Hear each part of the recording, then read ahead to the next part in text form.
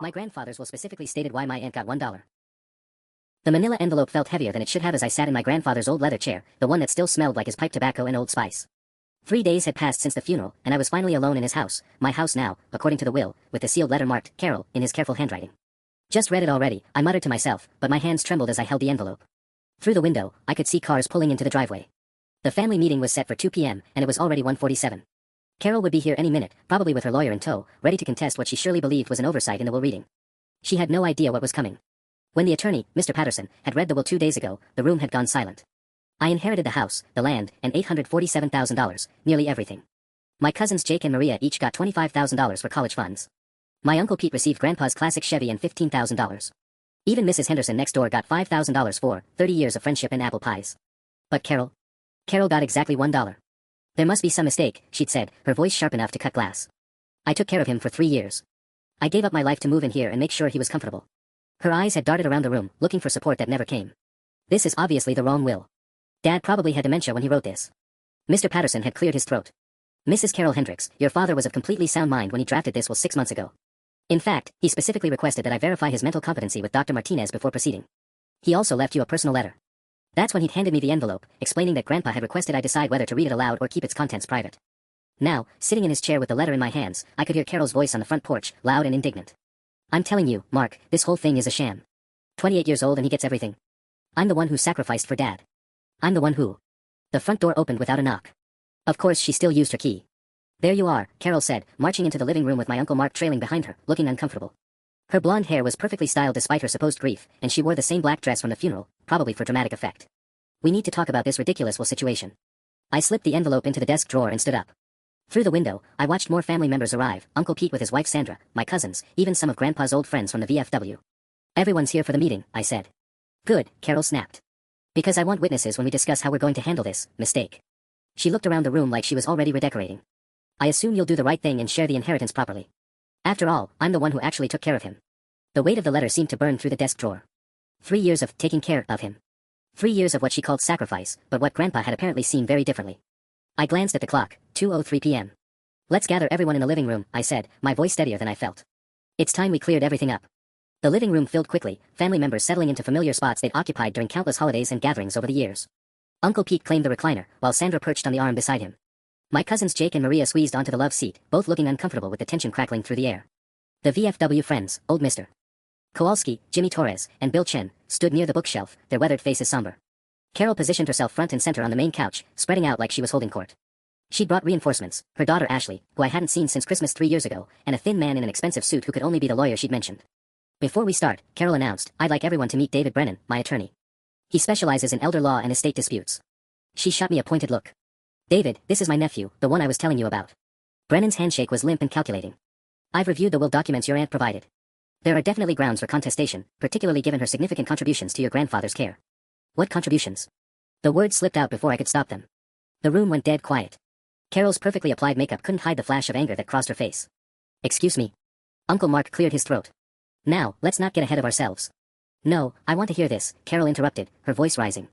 What exactly are you implying about my contributions? I felt the envelope's presence in the drawer like a loaded gun. I'm not implying anything. I'm asking what you think you contributed. I moved in here. Carol stood up, her hands clenched into fists.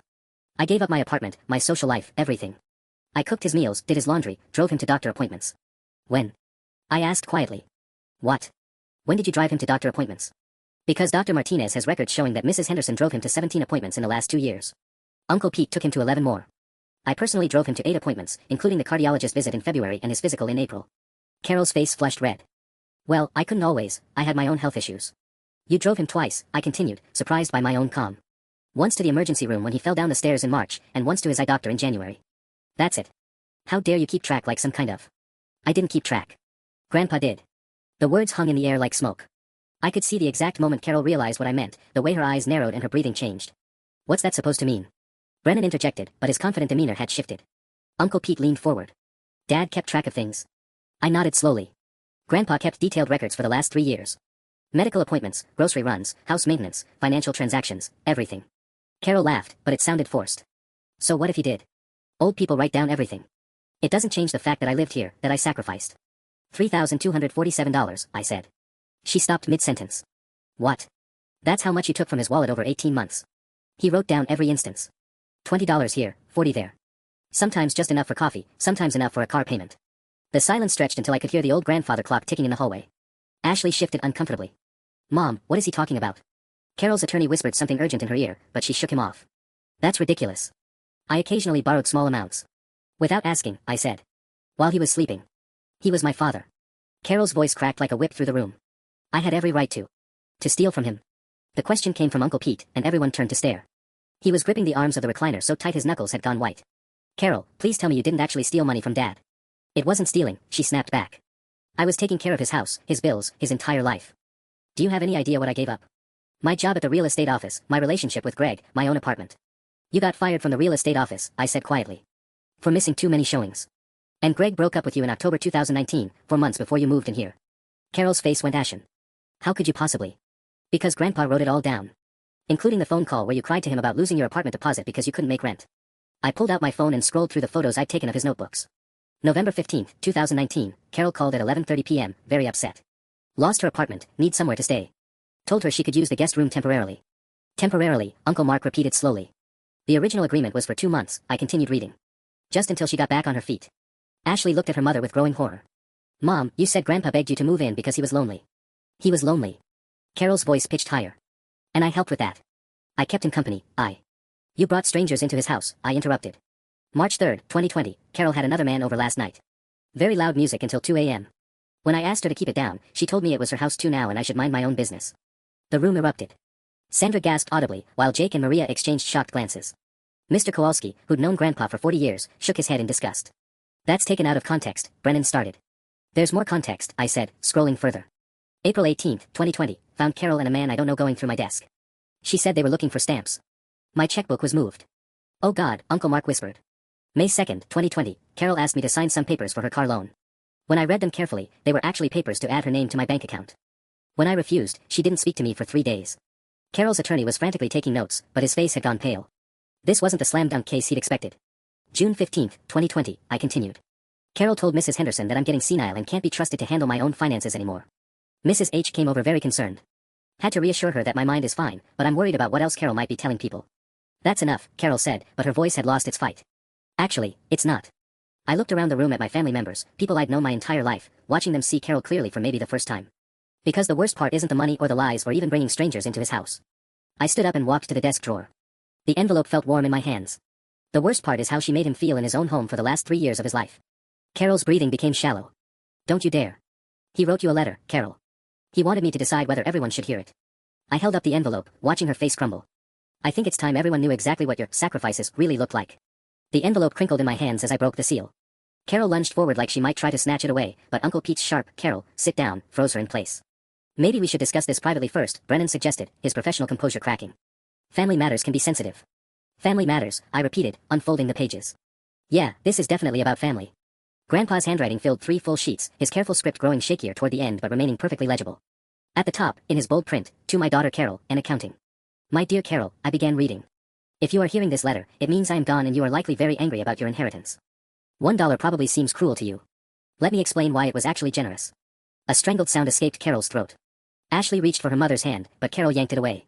I have spent the last 3 years documenting your behavior because I knew this day would come. You would claim you sacrificed for me, that you deserved my money, my house, my life's work. But sacrifice requires giving something up for someone else's benefit. What you did was the opposite. Uncle Mark was staring at his sister with an expression I'd never seen before, like he was looking at a stranger. Let me tell your family what your sacrifices really looked like. On January 14, 2021, I fell in the bathroom and called for help. You were watching TV downstairs with your boyfriend Kevin. You told me to figure it out yourself because your show wasn't over. I lay on that cold floor for 45 minutes until Mrs. Henderson happened to call and heard the distress in my voice. That's not how it happened, Carol whispered, but no one was looking at her anymore. February 3, 2021, you invited 8 people over for a Super Bowl party without asking me. When I came downstairs to ask you to turn the music down because it was giving me a headache, you told your friends I was losing it and suggested they ignore anything I said. Then you locked me out of my own kitchen so I couldn't embarrass you by trying to make coffee in my pajamas. Sandra covered her mouth with her hand. Carol, how could you? March 22, 2021, I continued, my voice growing stronger. You brought home a man named Derek who was clearly drunk. When I asked you to keep it down, Derek threatened to shut the old man up permanently. Instead of defending me or asking him to leave, you told me to stay in my room and mind my own business. I spent that night sitting in my chair with the bedroom door locked, afraid to sleep. Jesus Christ, Carol, Pete said. Derek Morrison. That lunatic you dated who got arrested for assault. Carol's face had gone gray. Pete, you don't understand. April 15th, 2021, you stole my prescription medication. When I confronted you about my missing pain pills, you said I was imagining things and suggested I might need to be looked at by a doctor. You made me doubt my own mind about something I knew for certain.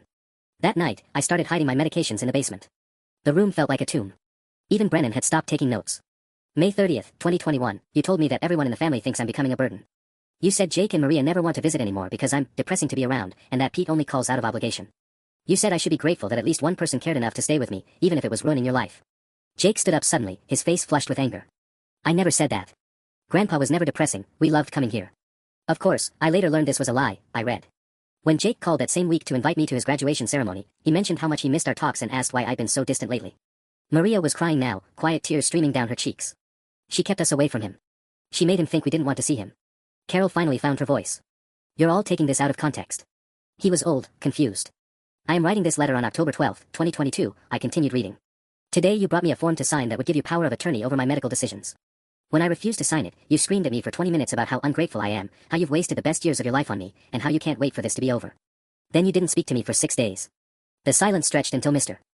Kowalski's gravelly voice cut through it, that woman ain't got no soul. But the worst day, I continued, my voice barely steady, was August 3rd, 2022. I had been feeling chest pains and asked you to drive me to the emergency room. You were getting ready for a date with someone named Marcus. You told me I was being dramatic and that if I was really having a heart attack, I would already be dead. You said you weren't going to ruin another evening because of my hypochondria. Ashley shot to her feet. Mom, please tell me that's not true. Carol's mouth opened and closed like a fish gasping for air, but no words came out. I called Pete, but he was in Detroit for work. I called Mrs. Henderson, but she was visiting her sister in Toledo.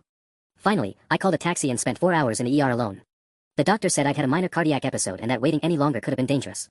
When I got home at 2 a.m., you were angry that I'd left the porch light on because it woke you up when your date dropped you off. Uncle Pete's face had gone purple with rage. Carol, what the hell is wrong with you? The next morning, you told me that if I ever embarrassed you by calling a taxi again instead of waiting for you, you'd have me declared incompetent and put in a home. You said no facility would be as nice as what you were providing, so I should learn to be more grateful. Brennan was quietly packing his briefcase. The smart money was clearly on getting out before this got worse. For 3 years, Carol, you made me feel like a burden in my own home. You stole my money, my dignity, my relationships with the people I loved. You brought dangerous people into my house and made me afraid in the place where I should have felt safest. You isolated me from my family and friends, then told me it was because nobody wanted to be around me. Carol suddenly lurched forward, reaching for the letter. Stop reading that. You have no right. Sit down. Uncle Mark's voice boomed through the room with an authority I'd never heard from him before. Let him finish. But the cruelest thing you did, Carol, was make me doubt my own mind. Every time I questioned your behavior, you told me I was confused, forgetful, losing my grip on reality. You made me feel like I was going crazy.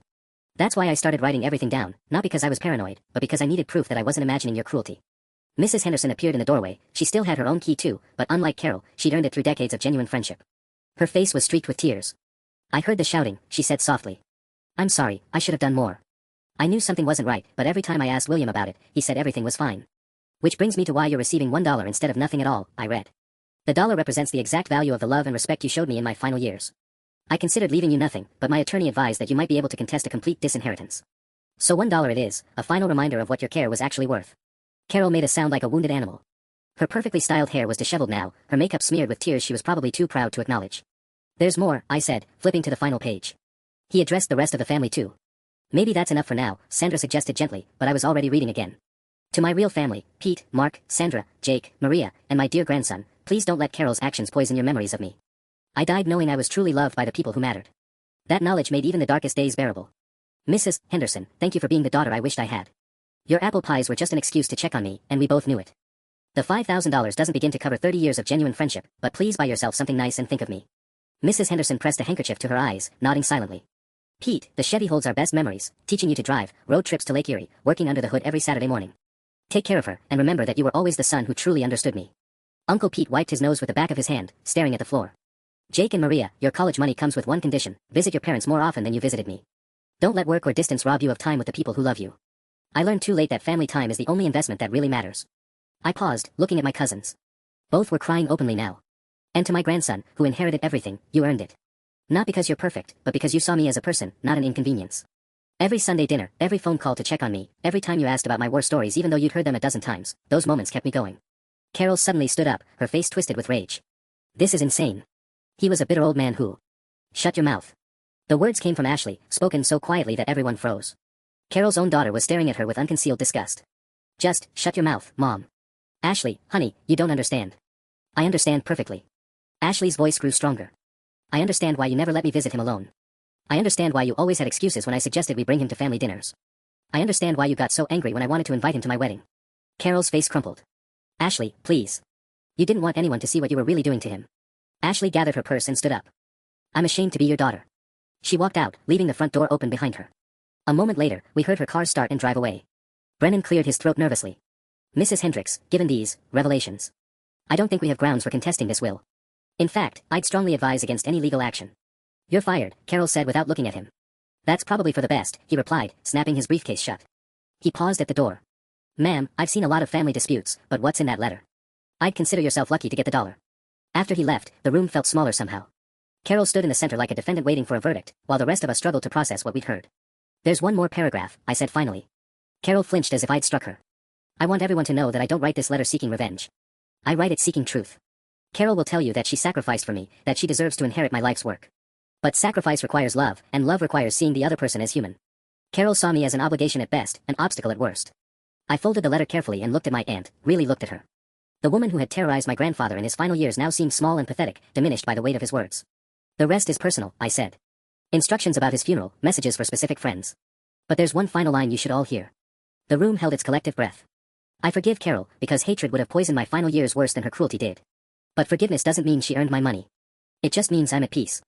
The silence that followed felt like standing in the eye of a hurricane. I could hear the grandfather clock ticking, Mrs. Henderson's quiet sniffles, and Carol's ragged breathing. She stood in the center of the room like a statue, her face frozen somewhere between rage and devastation. That's it then, Uncle Mark said finally, his voice hollow.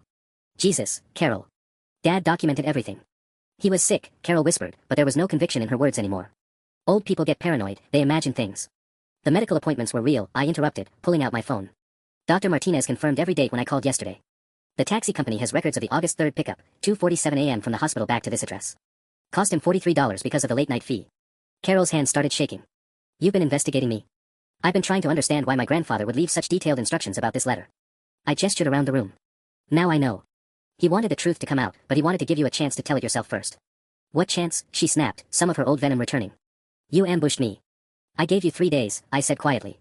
3 days to come clean about what really happened in this house. Instead, you brought a lawyer and started talking about contesting the will. Uncle Pete stood up from the recliner, his face still flushed with anger. Carol, is any of this true? Any of it? Carol looked around the room desperately, searching for an ally. Her eyes landed on Mrs. Henderson, who had been quietly crying by the doorway. Eleanor, you know how difficult he could be. You know he wasn't always easy. William was never difficult, Mrs. Henderson said firmly, her voice stronger than I'd ever heard it. Stubborn sometimes, yes. Set in his ways. But never cruel, never demanding. She stepped further into the room. But I did hear shouting from this house. Terrible shouting. I always thought it was the television. Carol's face went white. Eleanor. I should have checked, Mrs. Henderson continued, guilt evident in her voice. I should have trusted my instincts. But when I asked William about it during our weekly coffee, he always said everything was fine. Said you were under stress and he didn't want to cause trouble. Jake wiped his eyes with his sleeve. He protected you even when you were hurting him. That night in March with Derek Morrison, Uncle Pete said slowly, I got a call at 3 a.m. Dad said he was having trouble sleeping and just wanted to chat. I thought it was odd, he never called that late. He kept the conversation going for almost an hour, asking about work, about the kids, about Sandra's garden. Just rambling. The realization hit me like a physical blow. He was afraid to hang up. He didn't want to be alone in the house with Derek still here. Carol finally cracked. It wasn't supposed to be like this, she screamed, her composure completely shattered. I lost everything. My job, my apartment, my relationship, everything fell apart and he was supposed to help me. He was my father. So you punished him for it, Sandra said quietly. You made him pay for your failures. I took care of him. Carol insisted, but her voice was breaking. I cooked, I cleaned. You reheated frozen dinners and loaded his dishwasher, I said, consulting my phone again. According to his notes, you prepared exactly 17 meals from scratch in 3 years. Mrs. Henderson brought him home-cooked food every Tuesday and Thursday. Uncle Pete grilled for him every other weekend when he was in town. And the cleaning, Maria added, her voice thick with disgust. Jake and I came over last Christmas. The upstairs was filthy, Mom. Dust everywhere, his bathroom hadn't been properly cleaned in months. Carol was spiraling now, her carefully constructed narrative crumbling with each revelation. You don't understand the pressure I was under. Do you have any idea what it's like to give up your entire life for someone who doesn't appreciate it? He did appreciate genuine care, I said. The will proves that. Mrs. Henderson got $5,000. Uncle Pete got $15,000 in the car. We all got something meaningful because we actually cared about him as a person. I cared. Carol shrieked. You cared about his house, Uncle Mark said, and his voice was filled with a sadness I'd never heard from him before. You cared about his money. But you never cared about Dad. Carol looked at her brother with such desperation that for a moment, I almost felt sorry for her. Almost. Mark, please. We're family. We're all that's left now. Uncle Mark stared at his sister for a long moment, then slowly shook his head. No, Carol. Family doesn't do what you did. Family doesn't terrorize an old man in his own home. The weight of his rejection seemed to break something fundamental inside her. Carol sank back onto the couch, her face blank and empty. Outside, I could hear Ashley's car pulling back into the driveway. Ashley walked back in carrying a cardboard box, her face grim with determination. I went to get these from my car, she said, setting the box on the coffee table with a heavy thud. I've been trying to figure out what to do with them for months. Carol looked up from the couch, hope flickering in her eyes. Ashley, sweetheart. These are Grandpa's birthday cards, Ashley interrupted, opening the box. Every single one he sent me for the past 15 years. And Christmas cards. And graduation cards. And the card he sent when I got promoted at work last year. She pulled out a handful of envelopes, all addressed in Grandpa's careful handwriting. He never missed a birthday, Mom. Not once. Even when he was supposedly so confused and difficult. Carol's face went ashen.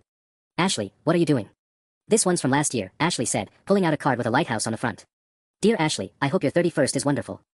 I'm sorry I can't visit more often, but your mother says you're very busy with work and don't have time for old men like me. I understand. Love always, Grandpa.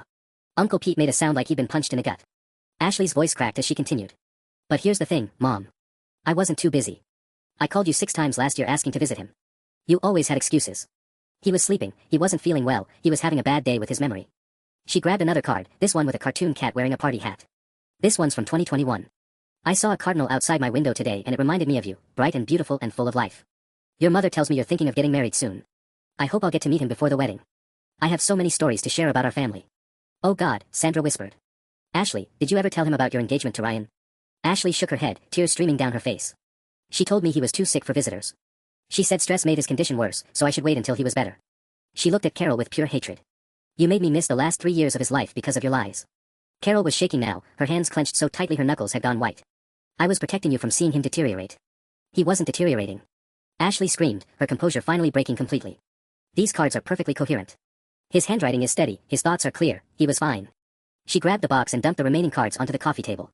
Dozens of envelopes scattered across the surface, a paper trail of love and longing that Carol had systematically intercepted. Here's one from 3 months before he died, Ashley said, her voice shaking with rage. Dear Ashley, I hope you're well. I keep hoping to hear from you. Your mother says you've been asking about me, but that visits would be too upsetting for both of us right now. Maybe when I'm feeling stronger. All my love, Grandpa. The room was dead silent except for the sound of Ashley's ragged breathing. Jake stood up slowly. Aunt Carol, did you tell Grandpa that we didn't want to see him? Carol's mouth opened and closed, but no sound came out. Because he stopped calling me, Jake continued, his voice growing stronger. After Christmas 2020, he just stopped. I thought he was mad at me about something. Me too, Maria whispered. I kept meaning to call him, but I figured if he wanted to talk, he'd reach out like he always did. Carol was trapped now, surrounded by the wreckage of all her lies. The evidence of her manipulation was scattered across the coffee table in Grandpa's own handwriting, dozens of cards proving his mind was sharp, his love unwavering, and her excuses completely fabricated. How many of us did you keep away from him? Uncle Mark asked quietly. Carol looked around the room desperately, but there was nowhere left to run. All of you, Carol whispered, the words barely audible. I told all of you lies. The admission hung in the air like a death sentence. Uncle Mark's face went through a series of emotions, shock, hurt, rage, before settling into something cold and final. Every family dinner invitation I extended, he said slowly, you told me Dad wasn't up for it. Every time I suggested we bring him to Tommy's baseball games, you said he was having a bad day. Carol nodded miserably, unable to meet his eyes. The 4th of July barbecue, Sandra added, her voice shaking. 2 years ago. I specifically asked if Dad wanted to come, and you said he told you he was too tired for all that noise and chaos. But he loved those gatherings. He asked about them every time I visited, Mrs. Henderson said quietly. He'd say, I wonder why the kids don't invite me anymore. I hope I didn't do something wrong. Carol flinched as if she'd been slapped. Ashley was still going through the cards, her movements becoming more frantic. Here's one from Christmas 2021. I understand why you can't visit for the holidays. Your mother explained that you and Ryan broke up and you need time to heal. I just want you to know that heartbreak isn't something you have to carry alone. I went through the same thing with your grandmother in 1956. We broke up for 8 months before we realized we were being stubborn. Love, Grandpa. She looked up at Carol with disgust. Ryan and I never broke up. We got engaged that Christmas. You told me Grandpa was too confused to understand happy news, that excitement might trigger another cardiac episode. Jesus Christ, Carol, Uncle Pete said. You cost him his granddaughter's engagement announcement. I was trying to protect, Carol started. Stop. Ashley screamed, throwing the card down. Stop lying. There's nothing left to protect. Mr. Kowalski, who'd been silent through most of the revelations, stepped forward from his spot by the bookshelf. Ma'am, your father talked about you kids every Tuesday at the VFW. Every damn Tuesday for 3 years, he'd tell us how proud he was of his family, how much he missed seeing everyone. His weathered hands shook as he continued. He'd show us pictures on his phone, graduation photos, vacation pictures, grandkid stuff.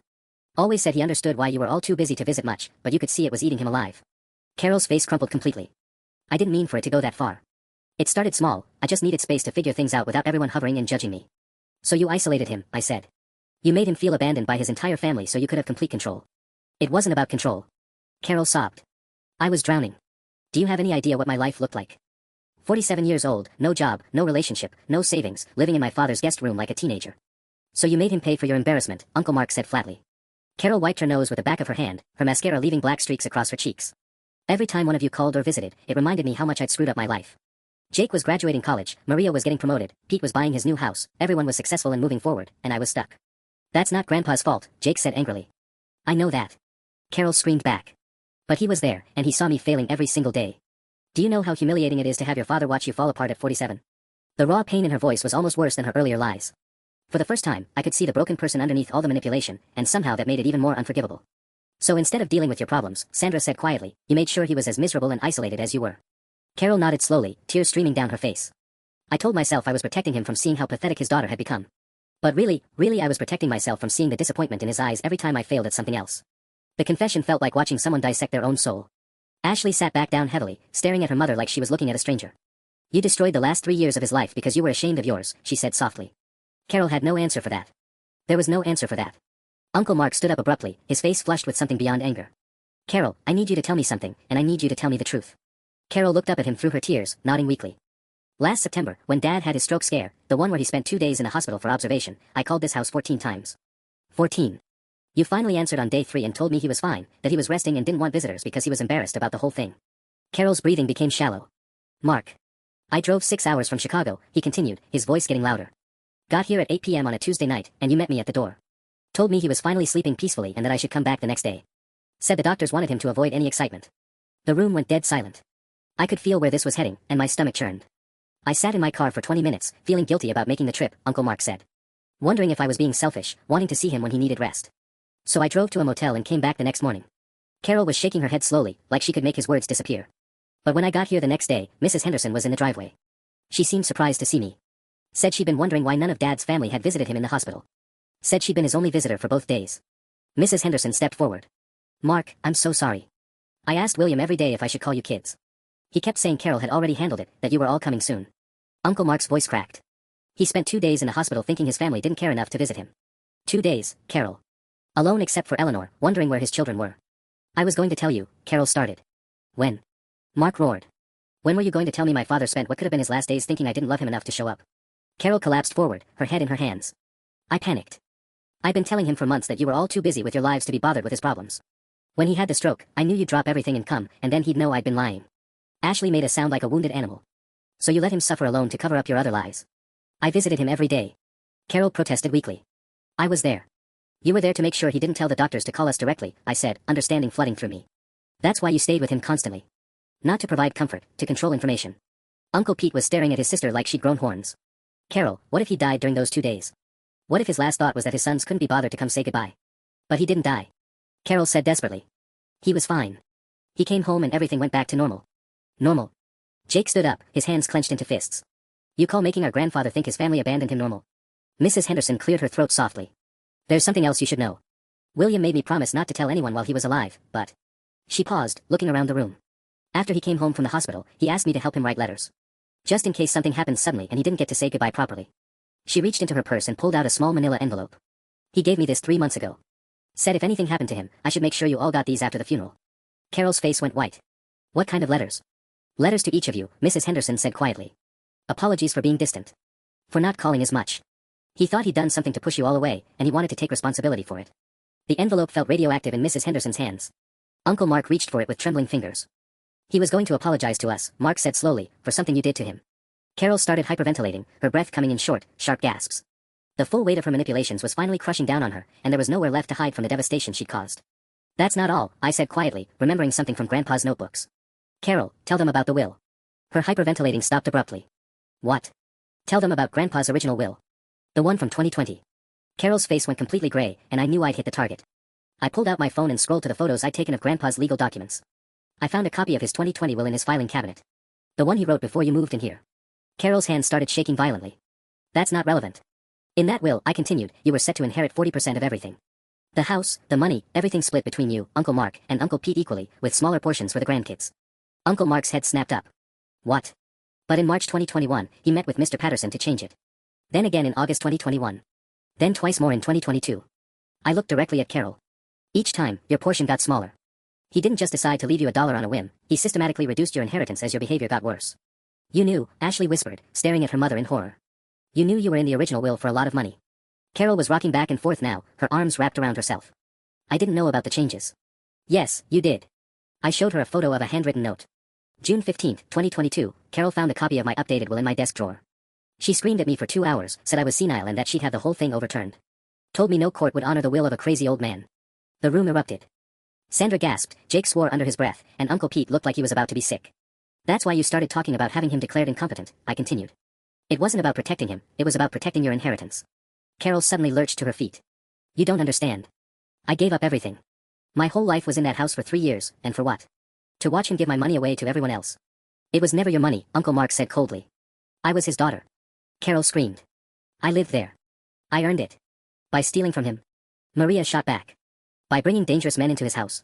By making him think his family didn't love him. He was going to leave me with nothing. Carol's voice cracked with desperation. 3 years of my life, gone, and he was planning to leave me with nothing. Do you have any idea what that feels like? Ashley stood up slowly, her face pale but determined. Mom, I need to ask you something, and I need the truth. Carol looked at her daughter hopefully. Ashley, honey. Last Christmas, when I called to ask about visiting Grandpa, you said he'd specifically asked you not to invite me because he was worried about embarrassing himself in front of me. You said he'd been having memory issues and didn't want me to see him confused. Carol nodded eagerly. Yes, that's right. But I talked to Dr. Martinez yesterday, Ashley interrupted. Grandpa's medical records show no signs of dementia or significant memory loss. His cognitive tests were all normal. Carol's face went white. Ashley, why would you? Because I needed to know if you were lying about that too. Ashley's voice was steady now, filled with cold fury. And you were. There was nothing wrong with his memory. You just didn't want him to tell me the truth about what was happening in this house. The final piece of Carol's defense crumbled. She sank back onto the couch, her face buried in her hands, her shoulders shaking with silent sobs. Jesus, Carol, Uncle Mark said quietly. Is there any part of the last 3 years that wasn't built on lies? Carol looked up at her family, the people who had once loved her unconditionally, and saw nothing but disgust and disappointment staring back at her. I was scared, she whispered. I was so scared of losing everything that I destroyed everything instead. The admission hung in the air like poison gas. Carol's words, I destroyed everything instead, seemed to echo in the sudden silence. For a moment, I almost felt sorry for her. Almost. Then Mrs. Henderson stepped forward, her face pale but resolute. There's one more thing, she said quietly. Something I've been debating whether to tell you. Carol's head snapped up, fresh panic in her eyes. Eleanor, please. Last month, on October 23rd, I was bringing William his Tuesday casserole when I heard shouting from the kitchen. Terrible shouting. Mrs. Henderson's voice trembled. I was about to knock when I heard Carol screaming about money, about how she'd wasted 3 years for nothing. Uncle Mark leaned forward. What exactly did you hear? She was yelling about bank statements, saying she'd found where William had moved money around. She called him a vindictive old bastard and said. Mrs. Henderson paused, looking directly at Carol with disgust. She said she hoped he'd die soon so she could contest the will before anyone found out what really happened here. The temperature in the room seemed to drop 10 degrees. Ashley made a choking sound, covering her mouth with both hands. Mom, she whispered. Tell me you didn't say that. Carol's silence was answer enough. Uncle Pete stood up so fast his chair rocked backward. You wished death on your own father. I was angry. Carol protested. People say things when they're upset that they don't mean. But you did mean it, I said, pulling out another photo from my phone. Because 3 days later, you tried to access his online banking. Carol went rigid. How could you possibly? Password attempts are logged, Carol. October 26, 11:47 p.m., someone tried to log into Grandpa's account 17 times using variations of family names, birthdays, and addresses. The attempt stopped after the account was temporarily locked for security. Brennan's business card was still sitting on the coffee table where he'd left it. I almost laughed thinking about how quickly he'd fled when he realized what kind of case this really was. Then on November 2nd, I continued, someone tried to log in again using what looks like passwords pulled from his personal papers. His mother's maiden name, his army unit number, his and Grandma's anniversary date. Carol was shaking her head frantically. You can't prove that was me. The IP address matches this house's internet connection, I said. And the attempts were all made between 11 p.m. and 2 a.m., when Grandpa would have been sleeping. Ashley was staring at her mother like she was looking at a complete stranger. You were trying to steal money from his accounts. I was checking on his finances. Carol snapped. Making sure he wasn't being taken advantage of by scammers or... At midnight? Jake interrupted. While he was asleep. Using passwords you got by going through his private papers. Carol's mouth opened and closed, but no explanation came out. There's more, I said, scrolling through more photos. On November 8th, someone called First National Bank claiming to be William Hartwell and asking about procedures for adding an authorized user to existing accounts. The call was flagged because the voice didn't match their recordings of previous calls from Grandpa. Uncle Mark was gripping the arms of his chair so tightly I thought the leather might tear. Carol, did you try to impersonate Dad to get access to his money? The bank representative noted that the caller seemed confused about basic account information that the real William Hartwell would have known. I continued reading from my notes. Things like his account opening date and his mother's maiden name, ironically, the same information someone had used in a failed online login attempts. Carol suddenly lurched forward, desperation replacing her earlier defiance. None of this matters now. He's dead. The will is what it is, and you all got what you wanted. What we wanted. Maria stood up, her face flushed with anger. We wanted our grandfather to live his final years surrounded by love and respect. We wanted to be there for him. You took that from all of us, Ashley said, her voice deadly quiet. And you took his peace of mind from him. The man spent his last 3 years thinking his family had abandoned him, also you could maintain control over a situation that was spiraling out of your hands. Carol looked around the room one final time, searching for any trace of sympathy or understanding. She found none. Uncle Mark stood up slowly, his face a mask of controlled fury. Carol, I want you to pack your things and get out of this house. Tonight. You can't make me leave. Carol shot back, panic creeping into her voice. I've lived here for 3 years, I have tenant rights. Actually, you don't. I pulled out another document from Grandpa's filing cabinet. According to this lease agreement dated March 15, 2022, your occupancy was contingent on providing adequate care and companionship to the homeowner. Given what we've learned today, I think it's safe to say you violated those terms. Carol's face went white. There's no lease agreement. I never signed. You signed it, I said, showing her the document. Right here. Your signature, witnessed by Mr. Patterson and Dr. Martinez. Grandpa was more thorough than you realized. She snatched the paper from my hands, scanning it frantically.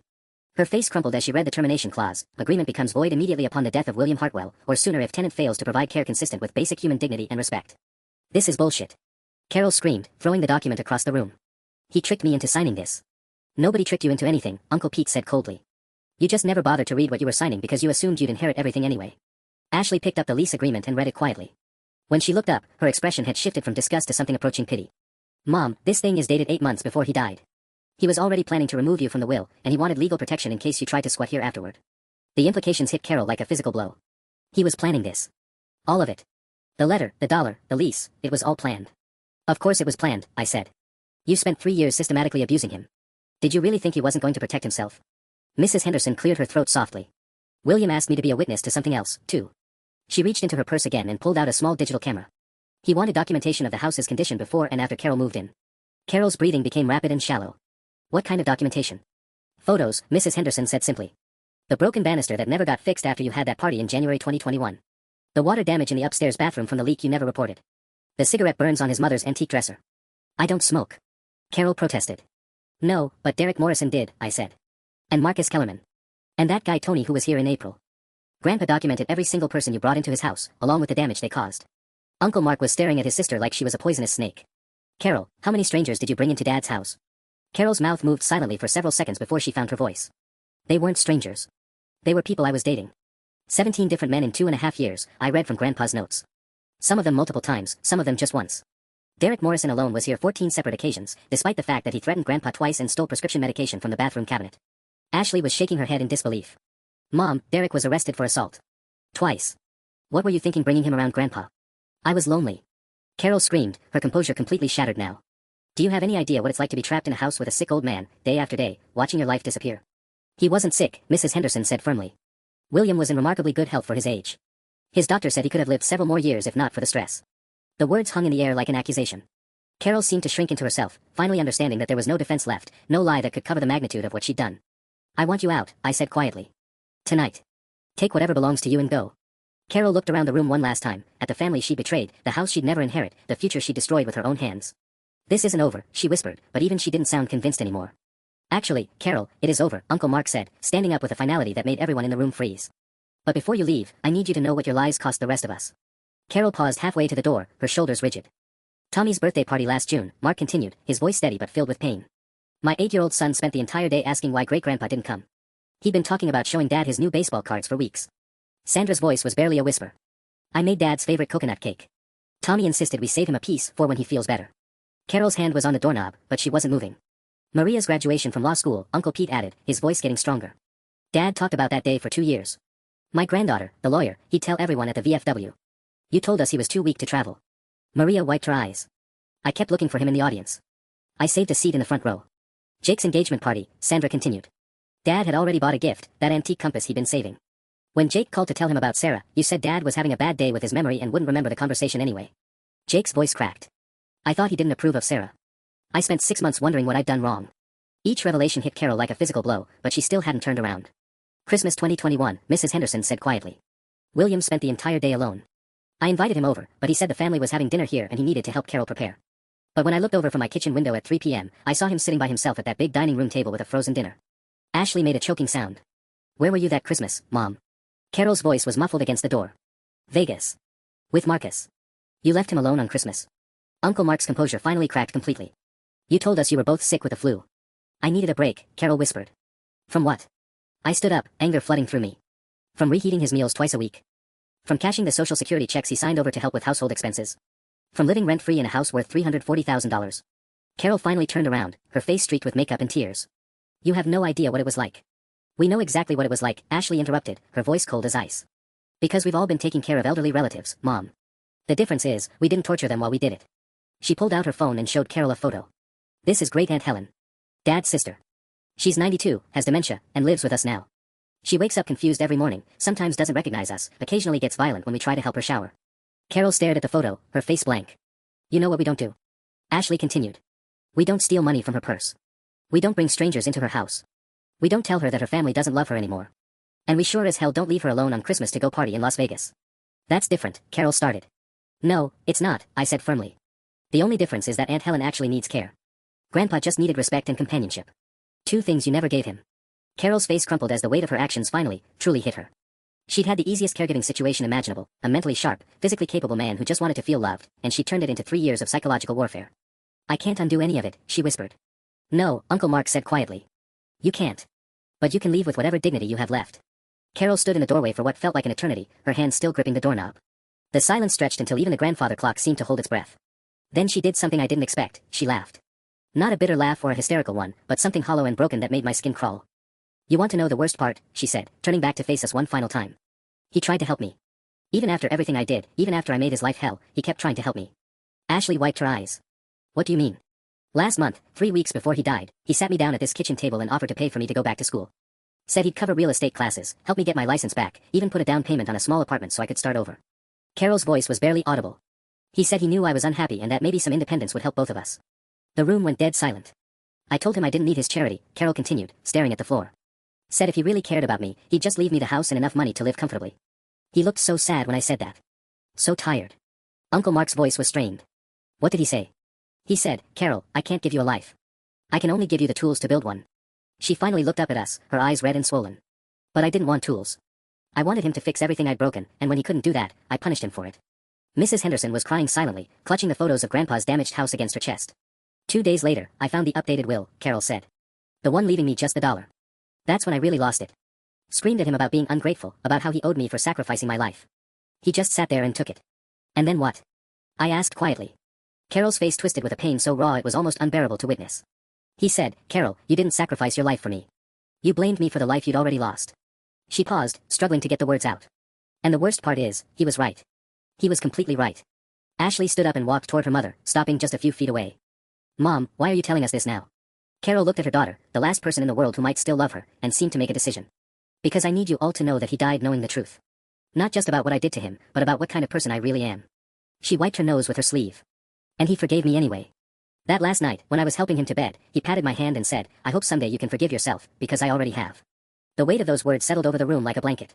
Even in death, Grandpa had found a way to show us who he really was, not through anger or revenge, but through grace we didn't deserve. That's why the letter says he forgives me, Carol whispered. Because he told me so himself. She opened the door and stepped onto the porch, then turned back one final time. For what it's worth, he knew how much you all loved him. Every card Ashley sent, every call from Mark, every visit from Pete, he treasured all of it. I kept you away from him, but I couldn't keep his love for you away from him. The door closed behind her with a soft click, and Carol Hendricks walked out of our lives forever, leaving behind exactly what she'd earned, $1 and the echo of her father's forgiveness in a room full of people who finally understood the difference between love and sacrifice. Through the window, I watched her drive away in her dented Honda, carrying nothing but a single suitcase and the weight of 3 years she could never undo. The will had been read. The truth had been told. Grandpa's final lesson was complete.